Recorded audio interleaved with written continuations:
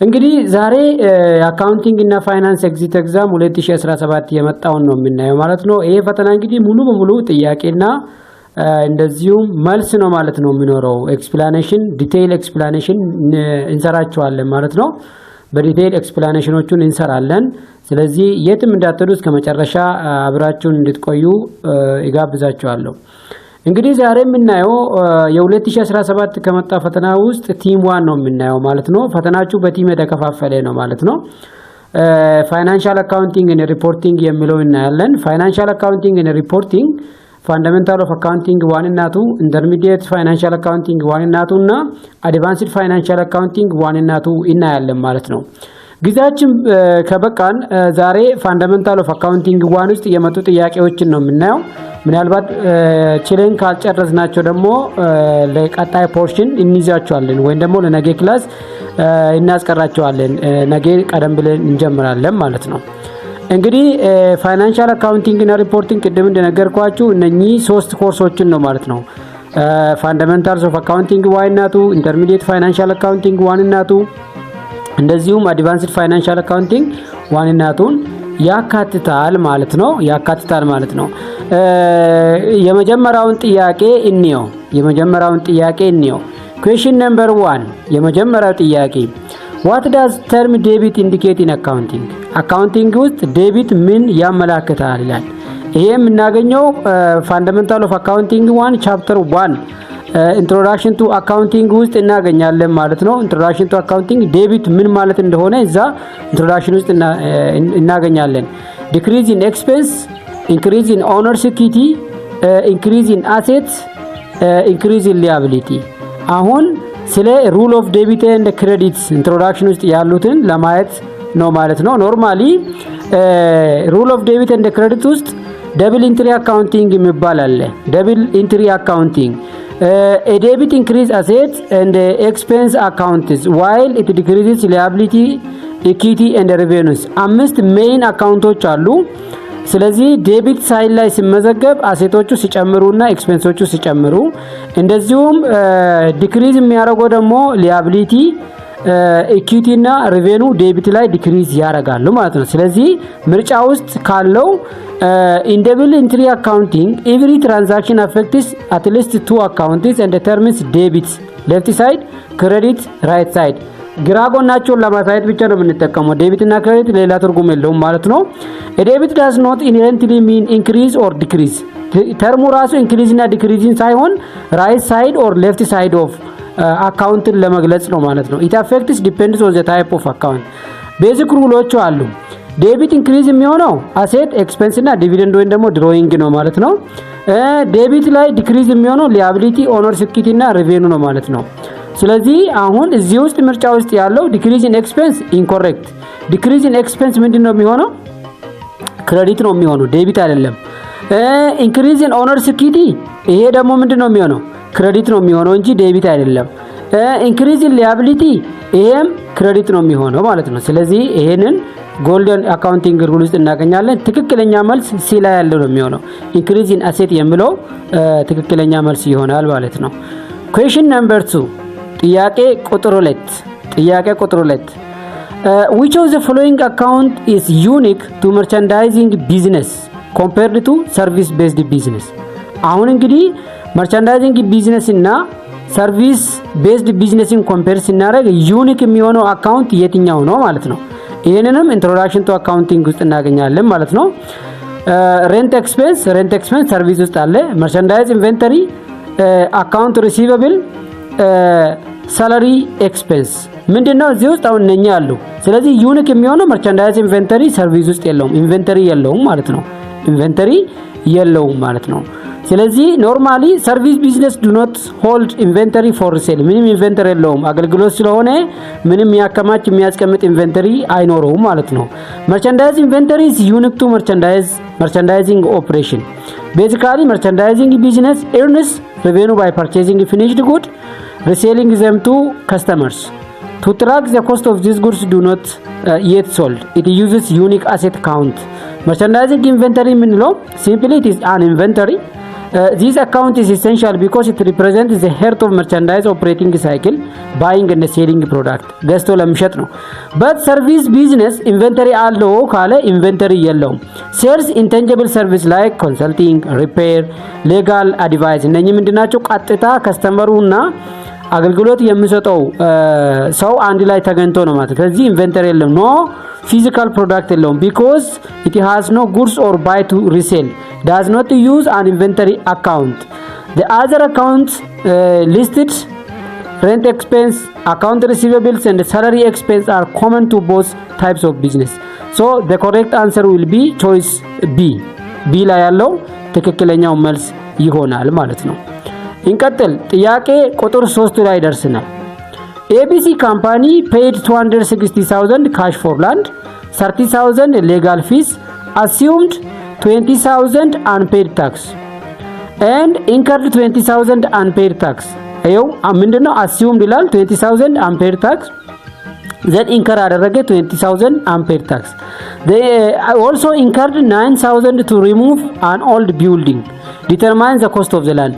ይሄ ጥያቄ በሁለት መልክ ሊመጣ ይችላል። አንድ ኢንትሮዳክሽን ቱ ቢዝነስ አካውንቲንግ እንደ ቢዝነስ ውስጥ ሊመጣ ይችላል። ሁለተኛ ደግሞ ፊክስድ አሴት ፕሮፐርቲ ፕላንት እንደ ኢኩዊፕመንት ውስጥ ዲተርማይኒንግ ዘ ኮስት ኦፍ ፊክስድ አሴት ወይም ደግሞ ፕላንት አሴት የምትል ፖርሽን አለች። እዛ ውስጥ ሊመጣ ይችላል ማለት ነው። ግን እዚህ ውስጥ ለማየት የሞከርኩት በሁለት ዘዴ ነው። የመጀመሪያው ምንድነው? determining cost of land is it is the part of cost determination principles of cost ማለት ነው። ስለዚህ A ላይ 290,000 B ላይ 319,000 C ላይ 299,000 D ላይ 310,000 ነው። 310,000 ሶሪ አንድ ላይ በአንድ በመሃል አንድ ሰው እየረበሸ ነው። አንድ ነው ላቅም እስቲ ሚውት አድርጉ። ኦኬ ቆይ ሚውት አደርጋለሁ። ኦኬ ሚውት አድርጌያለሁ። ቴንክ ዩ። ስለዚህ ጥያቄው ምንድነው የሚለው ኮስት ኦፍ ላንድን ዲተርማይን ስናደርግ ይላል። ይሄንን እኔ ወዴት ነው የወሰድኩት? ወደ ፕሪንሲፕል ነው ማለት ነው። ወደ ፕሪንሲፕልም ይጠጋል ጠጋ ይላል። ሌላኛው ደግሞ ወደ ኮስት ኦፍ ፕሮፐርቲ ፕላንት ኤንድ ኢኩዊፕመንት ዲተርሚኔሽን ውስጥም ይጠጋል። እኔ አሁን በኮስት ፕሪንሲፕል እንዴት ነው ዲተርማይን ያደረኩት? ሰርቪስ ቢዝነስ ቤዚካሊ እዚህ ውስጥ አንደር ኮስት ፕሪንሲፕል the record cost of land includes all expenditure necessary to አሁን ኮስት ፕሪንሲፕል አለ principle of accounting ውስጥ so ABC company capitalized costs are cash paid 260,000 ነው, legal fee 30,000 ነው, assumed unpaid 20,000, cost to remove old building 9,000, total cost of the building እያለ ነው። አጠቃላይ cost of building cost principles ይሄ ስለሆነ ማለት ነው 260,000 30,000 20,000 ፕላስ 9,000 ነው ማለት ነው የሚሆነው 319,000 ይሆናል። ቢ ላይ ያለው ትክክለኛው መልስ ይመጣል ማለት ነው። ጥያቄ ቁጥር 4 እናያለን። ጥያቄ ቁጥር 4 ምን ይላል? For the year Addis company has a cost of good manufactured of birr 800,000. Beginning finished goods inventory of birr 150,000 and ending finished goods inventory 200,000. The cost of goods sold is ይላል። አሁን cost of goods sold ዲተርማይን ለማድረግ ነው። ቤዚካሊ መርቻንዳይዚንግ ቢዝነስ ውስጥ ነው የምናገኘው ማለት ነው። ፋንዳሜንታልስ ኦፍ አካውንቲንግ ቻፕተር 3 ውስጥ ማለት ነው። ብር 750,000 ብር 1,150,000 ብር 450,000 ብር 850,000 ይላል ማለት ነው። እቺን ዲተርማይን እናርጋት። ሶ ኮስት ኦፍ ጉድስ ሶልድ ዲተርማይን ለማድረግ ኮስት ኦፍ ጉድስ ሶልድ ኢዝ ኢኳል ቱ ቢጊኒንግ ፊኒሽድ ጉድስ ፕላስ ኮስት ኦፍ ጉድስ ማኑፋክቸርድ ማይነስ ኢንዲንግ ፊኒሽድ ጉድስ ነው የሚሆነው። ስለዚህ ቢጊኒንግ ፊኒሽድ ጉዳችን 150,000 ነው ማለት ነው። ዛሬ የምናየው 2017 የመጡ ፈተናዎች ምን ይመስላሉ የሚለውን ነው። የመጀመሪያ ቀናችን አይደለም፣ ትናንትና ጀምረናል። ያላያችሁ ካላችሁ የትናንትናውን የዛሬውን አንድ ላይ ዩቲዩብ ላይ ስለማስቀምጥላችሁ ከዩቲዩብ ማግኘት ትችላላችሁ። እንደዚሁም ፒዲኤፉን ደግሞ ቴሌግራም ላይ አስቀምጥላችኋለሁ ማለት ነው፣ ከነመልሱ ከነማብራሪያው ማለት ነው። ቴሌግራማችን መከታተል እንዳትረሱ። ለጓደኞቻችሁ ሼር አድርጉ ማለት ነው። ጉድ እንግዲህ ትናንትና የጀመርነው ፋይናንሻል አካውንቲንግ እና ሪፖርቲንግ የሚለው ስትሪም ውስጥ ትናንትና የመጣውን 2017 የመጣውን ትናንትና ወይም ደግሞ ባለፈው ኦንላይን ሌክቸራችን ለማየት ሞክረናል ማለት ነው። ዛሬም እሱ ነው የምንቀጥለው ማለት ነው። ፋንዳሜንታል ኦፍ አካውንቲንግ 1 እና 2 የተወሰነ ደግሞ ከኢንተርሚዲየት 1 ለማየት እንሞክራለን ማለት ነው። ቀጥታ ወደ ጥያቄያችን እንሄድ። ጥያቄ ቁጥር 1 እናያለን። ጥያቄ ቁጥር 1 ምን ይላል? እንደዚህ ይላል which should receivables be recognized in financial statement when should the receivables be recognized in financial statement? ፋይናንሻል ስቴትመንት ውስጥ ሪሲቨብልስ መቼ ነው ሪኮግናይዝ የሚደረገው ወይም ደግሞ ሪሲቨብልን መቼ ነው ሪኮግናይዝ የምናደርገው ይላል ማለት ነው። ሪሲቨብልን ሪኮግናይዝ የምናደርገው መቼ ነው? A when goods or service are delivered to the customer. B when cash is received from the customer. C when invoice is issued. D when payment terms expire. አሁን ሪሲቨብልን ሪኮግናይዝ የምናደርገው መቼ ነው ማለት ነው። አሁን ሽያጭ በሁለት ዘዴ ሊሸጥ ይችላል። መጀመሪያ ላይ በዱቤ ሁለተኛ ላይ ደግሞ በካሽ ሊሸጥ ይችላል ማለት ነው። በካሽ ካልተቀበልነው በዱቤ ከሸጥ እቃውን አሳልፈን ከሰጠነው ወይም ደግሞ የምንሸጠውን ጉድስ አሳልፈን ለከስተመሩ ከሰጠን ሪሲቨብል ሪኮግናይዝ ማድረግ አለብን ማለት ነው። ስለዚህ ሪሲቨብልስን ሪኮግናይዝ የምናደርገው እቃው በከስተመሩ ዴሊቨር ከተደረገ ነው ማለት ነው። ስለዚህ ኤ ላይ ያለው ትክክለኛ መልስ ይሆናል ማለት ነው። ምናልባት ጥያቄ ላይ ትልቅ የሆነ ማብራሪያ ከፈለጋችሁ ሪፈር ማድረግ ትችላላችሁ ማለት ነው። ቤዚካሊ በአኩራል ቤዚስ አካውንቲንግ ሪቬኒው ሪኮግናይዝ እናደርገው ኮንትሮል ወይም ደግሞ ጉድሱን ወይም ደግሞ ሰርቪሱን ትራንስፈር ስናደርግ ከራሳችን ወደ ሌላ ሰው አሳልፈን ሲንሰጥ ነው ሪኮግናይዝ የምናደርገው ማለት ነው። ሪሲቨብልስ ኢዝ ሪኮርድድ አት ዘ ሞመንት። ስለዚህ ያን ነው ማለት ነው ሪኮግናይዝ የምናደርገው ያን ነው ሪከርድ የምናደርገው። ስለዚህ ሪሲቨብልስ ኢዝ ሪኮግናይዝድ when an entity has unconditional right to receive the payment. So the right arises once the performance obligation is satisfied, typically when goods or services are delivered to customers. ለከስተመሮቻችን አሳልፈን ስንሰጥ። ስለዚህ ለዚህ ትክክለኛው መልስ ኤ ላይ ያለው ምርጫ ይሆናል ማለት ነው። እናንተም ሪፈር ማድረግ ትችላላችሁ። ወይ ስክሪን ውስጥ ጥያቄ ቁጥር 1 ምን ይላል? when should receivables be recognized in financial statement? በፋይናንሻል ስቴትመንት ውስጥ ሪሲቨብል ሪኮግናይዝ የምናደርገው መቼ ነው የሚለው። ይሄ የምታገኙት ካሽ እና ሪሲቨብልስ የምትላለች ማለት ነው። ራሱን ይችላል ሪሲቨብልስ የምትላለች እዛ ውስጥ ታገኛላችሁ። አሁን የዚህ ጥያቄ ዋና ለማምንድን ነው ሪሲቨብል ሪኮግናይዝ የምናደርገው መቼ ነው? እንደ ሪሲቨብል ሽያጫችን በካሽ ካልተከናወነ ጉድስ ወይም ደግሞ ሰርቪስ ሰጥተን ብር ካልተቀበልነው ሪኮግናይዝ የምናደርገው መቼ ነው ወይም ደግሞ መመዝገብ ያለበት መቼ ነው? ኤ when goods or service are delivered to customers እቃው ወይም ደግሞ አገልግሎቱ ለከስተመሩ ሲደርስ ማለት ነው። ቢ when cash is received from the customer ከከስተመር ካሽ ሪሲቭ ስናደርግ ይላል። ሲ when invoice is issued ደረሰኝ ሲቆረጥ ይላል። ዲ when payment terms expire payment term expire ሲያደርግ ነው ይላል። አሁን እኛ ሪሲቨብል ሪኮግናይዝ የምናደርገው አገልግሎቱን ሰጥተን ካሽን ካልተቀበል ኖርማሊ አገልግሎቱን መስጠታችን እርግጠኛ ከሆን ወይም ደግሞ እቃውን መሸጣችን እርግጠኛ ከሆን ሪኮግናይዝ እናደርጋለን። ለዚህ ትክክለኛ መልስ የሚሆነው ኤ ላይ ያለ ትክክለኛ መልስ ይሆናል ማለት ነው። ለኤክስፕላኔሽን ያክል በአኩራል ቤዚስ አካውንቲንግ ሪቬኒው ሪኮግናይዝ የምናደርገው when control of goods or service is transferred ከአንድ አካል ወደ ሌላ አካል ጉድሱ ወይም ደግሞ ሰርቪሱ ሲተላለፍ ማለት ነው። ያኔ ሪኮግናይዝ እናደርጋለን ወይም ደግሞ እንመዘግባለን ማለት ነው። ሪሲቨብልስ ኢዝ ሪኮርድድ አት ዛት ሞመንት ሪሲቨብል ሪኮርድ የምናደርገው ያኔ ነው ማለት ነው። ቤዚካሊ ሪሲቨብል ሪኮግናይዝ የምናደርገው ለፈርዘር ኤክስፕላኔሽን ያክል when entity has conditional right to receive payment ከስተመራችን ወይም ደግሞ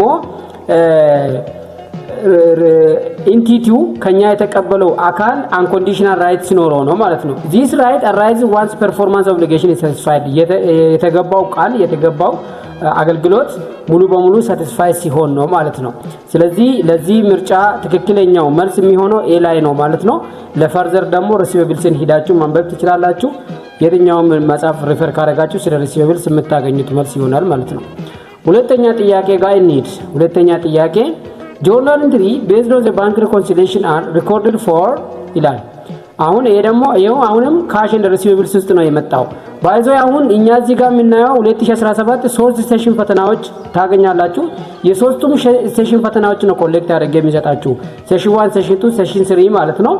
ጆርናል ኢንትሪ ቤዝድ ኦን ዘ ባንክ ሪኮንሲሊዬሽን አር ሪኳየርድ ፎር ይላል። በባንክ ሪኮንሲሊዬሽን ውስጥ ጆርናል ኢንትሪ የሚያስፈልገው ምን ሲሆን ነው ይላል። ቤዚካሊ ኤ deduction from the bank balance, B addition and deduction to the bank balance, C addition to bank balance, D addition and deduction to the company balance or book side ይላል ማለት ነው። journal entry based on bank reconciliation are required። ለምንድን ነው የሚፈለገው? እዚህ የምናዘጋጀው journal entry ይላል የጥያቄ።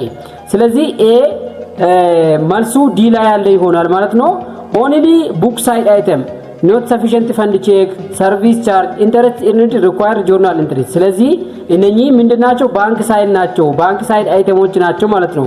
ለምን ሁለት ሳይድ አለ ባንክ ሪኮንሲሊዬሽን ሲንሰራ ባንክ ሳይድ እና ቡክ ሳይድ የምንላል ማለት ነው። ባንክ ሪኮንሲሊዬሽን identifies the difference between bank statement and the company cash account. This difference fall into two categories. ባንክ ሳይድ የምንላቸው ዲፖዚት፣ ትራንዚት፣ አውትስታንዲንግ ቼክ they represent timing difference that the bank has not yet recorded። ይሄ በድርጅቱ የተመዘገበ ግን ባንክ ጋር ያልሄደ ነው ማለት ነው። ዲፖዚት ኢን ትራንዚት እና አውትስታንዲንግ ቼክ የምንለው the company has already recorded those transactions so no journal entries are needed for them። ስለዚህ ድርጅቱ አሁን ጆርናል ኤንትሪ ምንም ያዘጋጀው ነገር የለም። ኦሬዲ ሂዷል ብሎ መዝግቦታል። ዲፖዚት ኢን ትራንዚቱ ልክ ያለ ብሎ መዝግቦታል ማለት ነው። አውትስታንዲንግ ቼክም እንደዛው ማለት ነው። ስለዚህ ባንክ ሳይድ ላይ ያሉ ደግሞ ምንድናቸው? ባንክ ሰርቪስ ቻርጅ፣ ኖት ሰፊሽንት ቼክስ፣ ኢንተረስት ኢርንድ ኦር ካምፓኒ ሪኮርዲንግ የምንላቸው ሙሉ በሙሉ ኢረሮች ከተገኙ እነኚህ ጆርናል ኤንትሪ ያስፈልጋቸዋል። ስለዚህ ለዚህ መልስ የሚሆነው ትክክለኛ መልስ ዲ ላይ ያለ ይሆናል ማለት ነው። ዲ ላይ ያለ ይሆናል ማለት ነው። ቼክ ነው ማለት ነው የምንመዘግባቸው ማለት ነው። ባንኩ ስላልመዘገባቸው ዲ ላይ ያለው ትክክለኛ መልስ ይሆናል ማለት ነው። question number 4 ጋር እንሂድ። All of the following are true about property, plant and equipment features except ይላል። ስለ ፕሮፐርቲ ፕላንት ኤንድ ኢኩዊፕመንት ያሉት ሁሉ ትሩ ናቸው ከሚሰጠው ውጪ ይላል። ኤ ፕሮሰስ ፊዚካል ሰብስታንስ፣ ቢ primarily held for resale፣ ሲ used in operation not for sale፣ ዲ long term nature and usually depreciated። አሁን ስለ ፕሮፐርቲ ፕላንት ኤንድ ኢኩዊፕመንት ሙሉ ትሩ ናቸው ግን አንዱ ትክክል አይደለም እያለ ያለው። አሁን ፊዚካል ሰብስታንስ አለው ትክክል ነው። primarily held for resale ትክክል ነው። used in operation and not for resale ይሄም ትክክል ነው። long term in nature and usually depreciated። ስለዚህ አሁን እዚህ ውስጥ ትክክል ያልሆነ primarily held for resale የምትለው ትክክል አይደለም። ፕሮፐርቲ ፕላንት ኤንድ ኢኩዊፕመንት ለሽያጭ ሳይሆን ለኦፕሬሽን ፐርፐዝ የሚጠቀመው ነው ማለት ነው። ስለዚህ ትክክለኛ ያልሆነው ቢ ላይ ያለ ነው። ስለዚህ ፕሮፐርቲ ፕላንት ኤንድ ኢኩዊፕመንት is held for use in operation not for sale unlike ኢንቨንተሪ። እንደ ኢንቨንተሪ አይደለም። ኢንቨንተሪዎች ግን ሰርቴ ነው መልሰን የምንሸጣቸው ፕሮፐርቲዎች።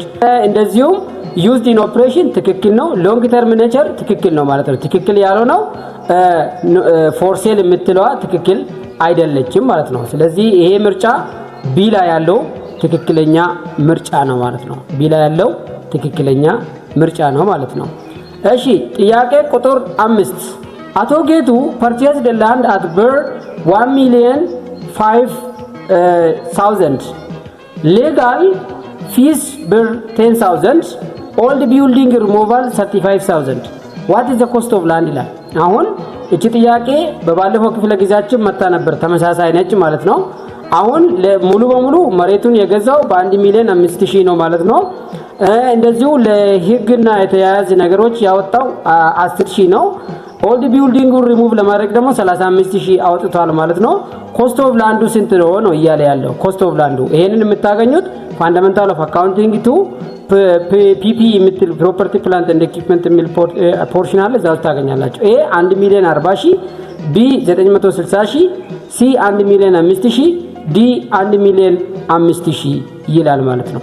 1,05,000 ይላል ማለት ነው። ስለዚህ ለዚህ ጥያቄ ትክክለኛ መልስ የትኛው ይሆናል? ካልኩሌት እናድርገው። ቤዚካሊ 1,05,000 ሲደመር 10,000 ሲደመር 35,000 ነው። 1,50,000 ዲ ላይ ያለው ትክክለኛ መልስ ይሆናል። Under property accounting principle, the cost of land includes not only purchase price but also expenditure necessary to make land ready for its intended use. አሁን property plant and equipment ሲንገዛ የነሱን ኮስት ዲተርማይን ስናደርግ ኦሪጂናል ኮስቱ ሲደመር መሬቱን ለመጠቀም ያወጣናቸው ወጪዎች ሙሉ በሙሉ ያካትታል ማለት ነው። ይሄ ደግሞ የሚያካትተው ምንድነው? የተገዛበት ዋጋ ሲደመር ለህግ ያወጣ ነው ሲደመር ሌላ ነገሮችን ያካትታል ማለት ነው። ስለዚህ ዲ ላይ ያለው ትክክለኛ መልስ ነው ማለት ነው። ዲ ላይ ያለው ትክክለኛ መልስ ነው ማለት ነው። ወደ ቀጣይ ጥያቄ ንግ ጥያቄ ቁጥር 6 XYZ company purchased land and building for 600,000. Fair value of land were 235,200. Building were 324,000. So at what amount should each be recognized? ይሄ ፋንዳሜንታል ኦፍ አካውንቲንግ 2 ውስጥ ነው። ፕሮፐርቲ ፕላንት ኤንድ ኢኩዊፕመንትስ ቻፕተር 2 ውስጥ ታገኛላችሁ ማለት ነው። ኤ 252 348 ቢ 235 324 800 plus 211,200 268 800 60,600 ይላል ማለት ነው። አሁን እየተጠየቀ ያለው መሬቱ ተገዛ በ600,000 ነው። ፌር ቫሉ የመሬቱ ፌር ቫሉ ዋጋ 235,200 ነው። የቢልዲንጉ ዋጋ 324,800 ነው። at what amount should each be recognized? በምን አማውንት ነው ሪኮግናይዝ ማድረግ አለብን ይላል። ይሄ ሪኮግኒሽን ፕሪንሲፕልን ኮንሲደር ማድረግ ይጠበቅብናል ማለት ነው። ኖርማሊ ሪኮግናይዝ ሲናደርግ አሎኬት ቤዝድ ኦን ሪሌቲቭ ፌር ቫሉ 235,200 ሲካፈል ለ560,000 ሲባዛ 600,000 252,000 ነው ማለት ነው።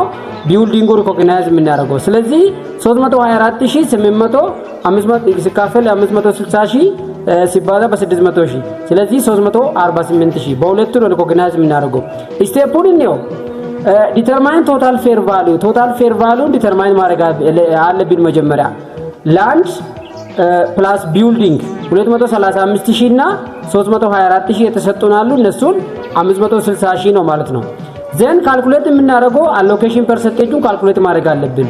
ላንድ 235,200 ሲካፈል ለ560,000 42% ነው። የቢልዲንጉ 58% ነው የሚሆነው ማለት ነው። apply the percentage to the total purchase price 600,000 ነው ቶታል ፐርቼስ ፕራይሱ። እቺኛው 252,000 የቢልዲንጉ 348,000 ይሆናል።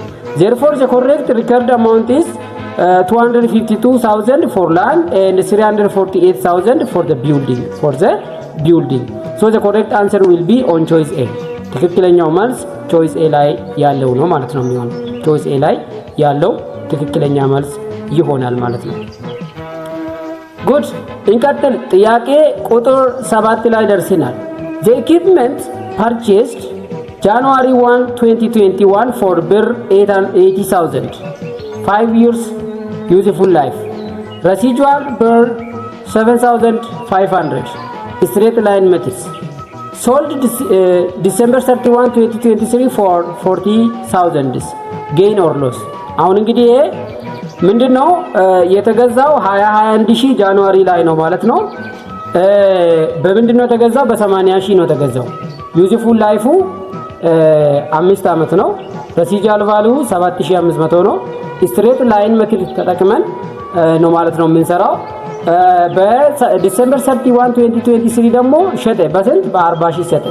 ስለዚህ ይሄ ድርጅት አተረፈ ወይስ ከሰረ? ፕሮፐርቲውን ሲሸጥ በ40,000 ሲሸጥ ከሰረ ወይስ አተረፈ ነው። ስለዚህ አሁን ዲፕሪሲዬሽን ነው የምንሰራው። ፕሮፐርቲ ፕላንት ኤንድ ኢኩዊፕመንት ነው ማለት ነው። ብር 40,500 ብር 36500 ብር 3500 ብር 43500 ይላል ቾይሶቹ ማለት ነው። እስቲ እቺኛውን በስትሬት ላይን ሜትድ ተጠቅመን እንስራ። አኑዋል ዲፕሪሲዬሽኑ የምናገኘው 14500 ነው በየአመቱ ዲፕሪሺየት የሚያደርገው። የ3 አመቱ 43500 ነው። ቡክ ቫልዩን ዲተርማይን ለማድረግ ኦሪጂናል ኮስት ማይነስ አኩሙሌትድ ዲፕሪሲዬሽናችን የ3 አመት ማለት ነው። ለምን ከጃንዋሪ 2021 እስከ ዲሴምበር 2023 የሚሆነው 3 አመት ስለሚሆን ማለት ነው 36500 ነው ማለት ነው። ስለዚህ የተሸጠው በስንት ነው? በ40000 ነው። 40000 ሲቀንስ 36500 ይሄ ድርጅት ስንት ነው የሚያተርፈው? 3500 ነው ማለት ነው። በሜትድስ ለመስራት ሞክሬያለሁ ማለት ነው። ኖርማሊ በዚህ ወይ ካልኩሌት እናደርግና ድርጅቱ ጌን ነው አትርፏል፣ 3500 ጌን አግኝቷል ማለት ነው። ትክክለኛው መልስ ሲ ላይ ያለ ይሆናል ማለት ነው። እናንተም ቼክ አድርጉ፣ እናንተም ቼክ ማድረግ ትችላላችሁ። ስትሬት ላይን ሜትድም ስለሆነ በጣም ቀላል ነው ማለት ነው። ጥያቄ ቁጥር 8 ላይ ደርሰናል። ጥያቄ ቁጥር 8 ABC Ltd purchased equipment for BER 800,000 by issuing promissory notes. Which account are affected? ፋንዳሜንታልስ ኦፍ አካውንቲንግ ውስጥ ነው። ይሄን ፕሮፐርቲ ፕላንት ኤንድ ኢኩዊፕመንት ነው ማለት ነው። ፐርቼዝ ያደረገው 800,000 ነው። ኢሹንግ ፕሮሚሰሪ ኖት ነው ማለት ነው። ኢኩዊፕመንት ኢንክሪዝስ ኖት ፔብል ኢንክሪዝስ፣ ኢኩዊፕመንት ዲክሪዝስ ኖት ሪሲቨብል ዲክሪዝስ፣ ኢኩዊፕመንት ዲክሪዝስ ካሽ ዲክሪዝስ፣ ኢኩዊፕመንት ኢንክሪዝስ ካሽ ኢንክሪዝስ። አሁን ምንድነው እያለ ያለው? ኢኩዊፕመንቱን በዱቤ ነው የገዛው፣ ፕሮሚሰሪ ኖት ነው የጻፈለት ይላል። ስለዚህ አሁን ኢኩዊፕመንቱ ጨምሮለታል በ800,000፣ እንደዚህ ዱቤውም በ800,000 ጨምሯል። ኤ ላይ ያለው ትክክለኛ መልስ ነው ማለት ነው። ምን ይላል? ኢኩዊፕመንቱ ኢንክሪዝ ኖት ፔብል ኦልሶ ኢንክሪዝ ይላል ማለት ነው። ኖት ፔብል ኦልሶ ኢንክሪዝ ይላል ማለት ነው። ኖት ፔብል ኦልሶ ኢንክሪዝ ይላል። መልሱን እንየው። ስለዚህ አሁን ኖርማሊ በዚህ ወይ አሴትስ ኢኩዊፕመንት ኢንክሪዝ ያደርጋል፣ ሊያቢሊቲ ኖት ፔብል ኢንክሪዝ ያደርጋል። ቾይስ ኤ ላይ ያለው ትክክለኛ መልስ ይሆናል ማለት ነው። ኦኬ ጥያቄ ቁጥር 9 ላይ ደርሰናል። ኢትዮጵያን ሲቪል ሰርቪስ ዩኒቨርሲቲ የጌታኔ ማሞ ቤዚክ ሳላሪ ኢዝ 9200፣ ትራንስፖርት 1250፣ ሆም 1500፣ ኢምፕሎይመንት ኢንካም ታክስ ዊል ቢ ይላል። አሁን በፔሮል ነው ማለት ነው። ፔሮል ኢትዮጵያን ፔሮል ሲስተም ነው ማለት ነው። እቺ ፋንዳሜንታል ኦፍ አካውንቲንግ ቱ ቻፕተር 4 ውስጥ ይመስለኛል። ቻፕተር 4 ያ ፋንዳሜንታል ኦፍ አካውንቲንግ ቱ ቻፕተር 4 ኢትዮጵያን ፔሮል ሲስተም ትላለች። ስንት ነው የሚሆነው? ያው ፔሮል መስራት አለብን። 2685፣ 2899፣ 2255፣ 6644 ብር ይላል ማለት ነው። ኢምፕሎይመንት ኢንካም ታክስ ነው ተጠየቅነው። ኢምፕሎይመንት ኢንካም ታክስ እዚህ ጋር እንዳትዘናጉ የሚጠይቃችሁ ነገር ምንድነው? ሬት ተቀይሯል። ሳላሪ ካልኩሌት የምናደርግበት ማለት ነው። ከሐምሌ 1 2017 ጀምሮ በአዲስ ሬት ነው እየተሰራ ያለውና ቤዚካሊ ይሄ ጥያቄ ግን ከዛ በፊት ስለመጣው በ979 2006 በወጣው ፕሮክላሜሽን ነው ማለት ነው ትሪት የምናደርገው። ግን ከዚህ በኋላ ከመጣ ምን ማድረግ እንዳለባችሁ መጨረሻ ላይ ይመክራችኋለሁ። አሁን ቤዚክ ሳላሪው 9200 ነው። ትራንስፖርት አላዋንስ 1250፣ ሃውሲንግ አላዋንስ 1500፣ ቶታሊ የዚህ ሰውዬ ገቢ 11950 ነው ማለት ነው። ይሄንን ኮምፒውት የምናደርገው በዚህ ሬት ነው ማለት ነው። ኖርማሊ 11950 ምን ላይ ያርፋል? ሬቱ 35% ላይ ነው የሚያርፈው ማለት ነው። ስለዚህ ስንት ነው? 3675.5 ነው የሚሆነው። ኖርማሊ ይሄኛው ካልኩሌት ስናደርግ ቶታሊ 2315 ሲደመር 3367.5 ይሄ ይመጣል ማለት ነው። ይሄኛው ካልኩሌት ስናደርግ ኩሙሌቲቭ የ10000 እንደዚህ በኩሙሌቲቭ ነው ዲዳክት የምናደርገው። ከፈለግን ደግሞ ቀጥታ ያቺኛው ዲዳክሽኗን አስገብተን ካልኩሌት ማድረግ እንችላለን። ለዚህ ቾይስ መልስ የሚሆነው ኤ ላይ ያለ ይሆናል። እንግዲህ እንደዚህ አይነት ፔሮሎች ዘንድሮ ከመጡ ምርጫ ውስጥ ያሉትን ማየት አለባችሁ ማለት ነው። አዲሱንም ሁለተኛውንም ያዙ። ለምን ምናልባት ከዚህ በፊት የመጣ ጥያቄ ሲስተም ላይ የተጫነ ጥያቄ ከመጣላችሁ አይታወቅም፣ አዲስ ይውጣ ላይባል ስለሚችል ማለት ነው። ወይም ደግሞ የሲተት ሊኖረው ስለሚችል ሁለቱንም ሬት ይዛችሁ መግባት አለባችሁ ማለት ነው። አውቃችሁ መግባት አለባችሁ። ያ አዲሱ ሬት 10% የለውም 10% የለውም ማለት ነው። ከየት ነው የሚጀምረው? ከ2000 ነው የሚጀምረው ከ2000 ነው የሚጀምረው። እሱም ከ15% ማለት ነው። ከ15 እስከ 2000 ኤግዘምፕት ነው ብሎ ነው የሚጀምረው። ከ2000 ጀምሮ እስከ 14000 ነው እርከኑ። ከ14000 በላይ ደግሞ 35% ነው። ስለዚህ እሷንም በደንብ ብዙም አታስቸግርም እንደዚህኛው ማለት ነው። ብዙም የተቀናነሰ ነገር ስለሌለባት ሙሉ ቁጥር ነው አዲሱ ማለት ነው። በጣም ግልጽ ስለሆነ እሱንም ይዛችሁ መግባት እንዳትዘናጉ። መልሱ በአዲሱ ከሌለ በድሮ ትሰራላችሁ ማለት ነው። ኦኬ ጥያቄ ቁጥር 10 XYZ company has 20,000 shares of 1% cumulative preferred stock 100 par and 100,000 common shares. Dividend year 1 100 par, year 2 45,000, year 3 80,000. Total preferred dividend in year 2 will be accounting for corporations, accounting for companies when no corporation, fundamental of accounting, right? Fundamental of accounting for company or corporation ውስጥ አለ ማለት ነው።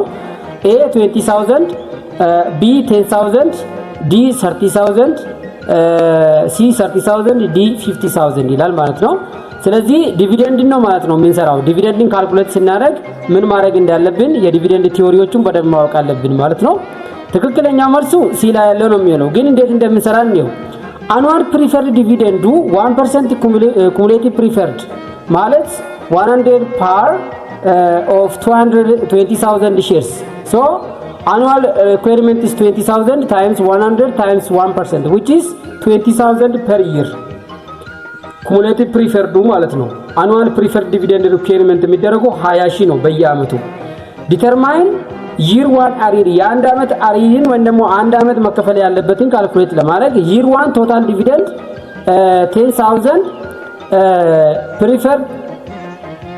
preference only 10,000 of it is 20,000 is requirement 10,000 አሪር ማለት ነው። የ20,000 10% ብቻ ስለሆነ ዘን አሁን የሁለተኛ አመትን ካልኩሌት ስናደርግ allocate year 2 dividends year 2 total dividend የሚሆነው 45,000 ነው የሚሆነው ማለት ነው።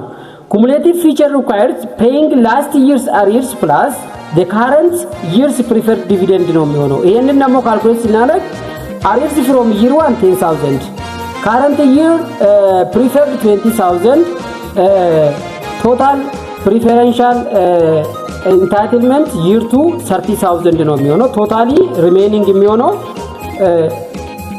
መልስ የሚሆነው ሲላ ያለው መልስ ይሆናል ማለት ነው። ሲላ ያለው 30,000 የሚለው ትክክለኛ መልስ ይሆናል ማለት ነው። ትክክለኛ መልስ ይሆናል። እሺ question number 11 A form of business organization with separate legal existence, transferable ownership unit and limited liability. ይሄኛው accounting for companies ወይም ደግሞ corporation የሚለው ነው ማለት ነው። A partnership, B joint venture, C corporation, D operation.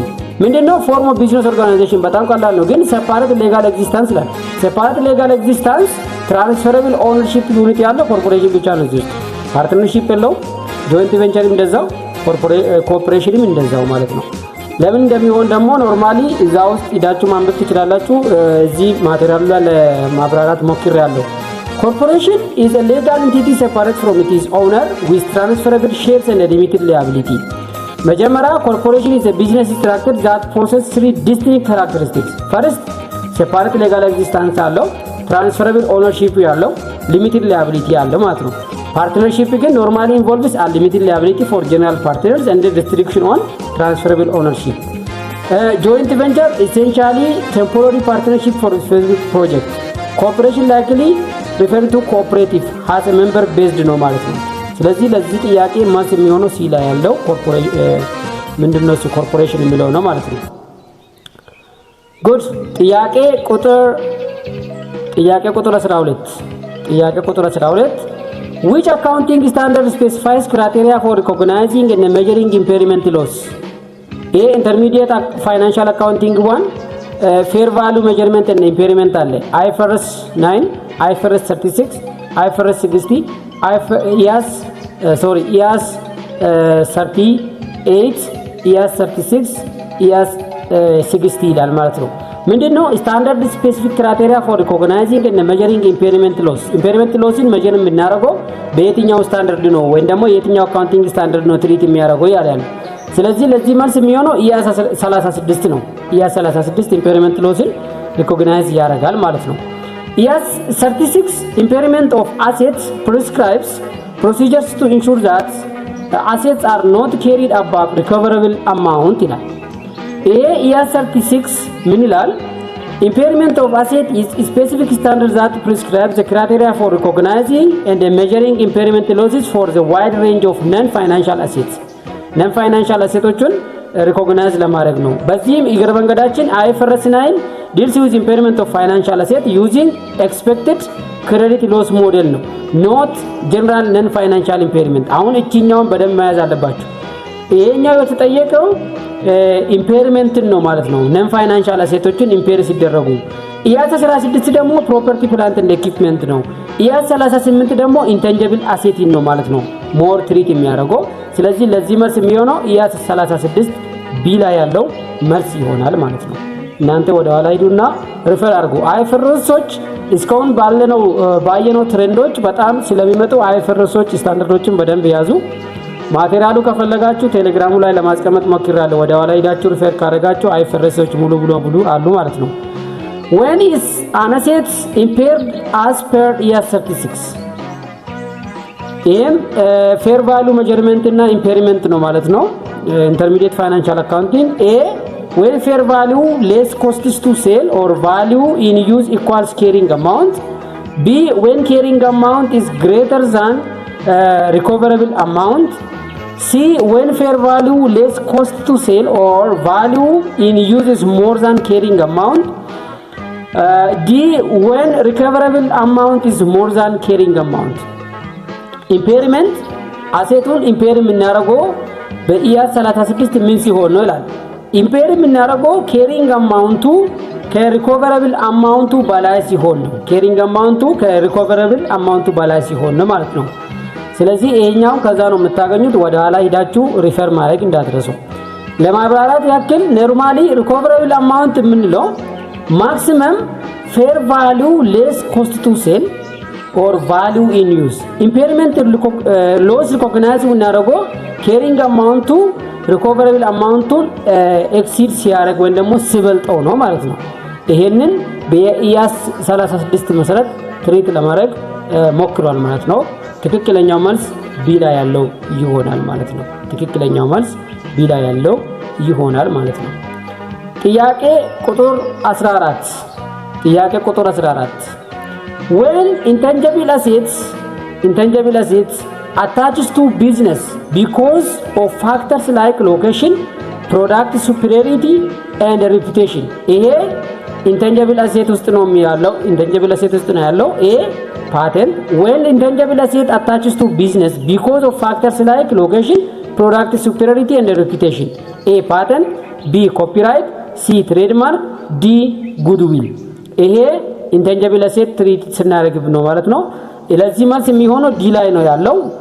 ዲ ላይ ያለው መልስ ይሆናል። goodwill arise from an identifiable intangible attribute such as customers loyalty, reputation and location ማለት ነው።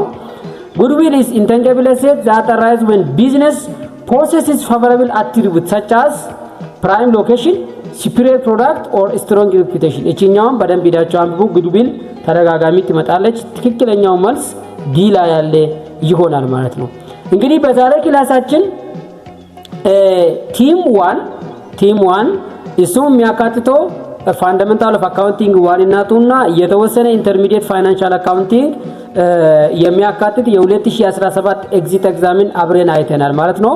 ወዳችሁ ፈቅዳችሁ እስካሁን ከኔ ጋር ስለቆያችሁ በጣም አመሰግናለሁ። ይሄንን ግሩፕ ለጓደኞቻችሁ ሼር አድርጉ። እስከ ፈተና ድረስ እናንተን ለማገዝ ወደ ኋላ ስለማልን ጥያቄ ካላችሁ መጠየቅ ይቻላል። ቴንክ ዩ ቬሪ ማች አመሰግናለሁ። መልካም ንባብ እንዲሆንላችሁ ተስፋ አደርጋለሁ። እንግዲህ ጥያቄ ካላችሁ ጠይቁን፣ አብረን እንሞክረዋለን።